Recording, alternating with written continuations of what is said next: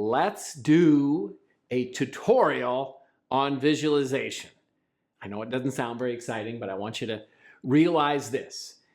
In all of my studies, there have only been two things that after learning about them, I've thought to myself, okay, if a person is not doing those two things, there's no possible way they can be performing or living up to their potential.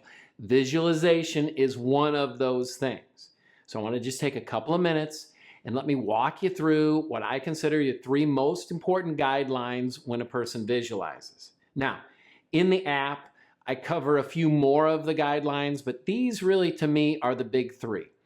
Number one, when you visualize, you want to think about visualizing through what's called first person. Your eyes are the camera lens that you're watching the video through.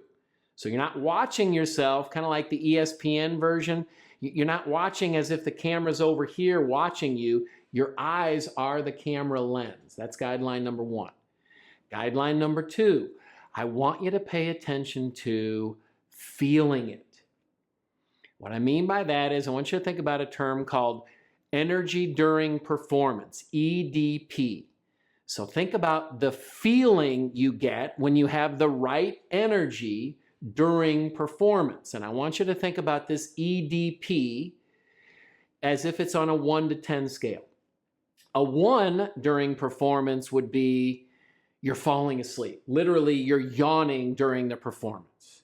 A 10 would be you've had 15 cups of coffee. You're probably too amped up. So you probably don't want to be a 1, and you probably don't want to be a 10 in any performance or any visualization, but you want to find that ideal placement in that energy during performance range of 1 to 10. You know you have the right placement or that ideal placement if you have a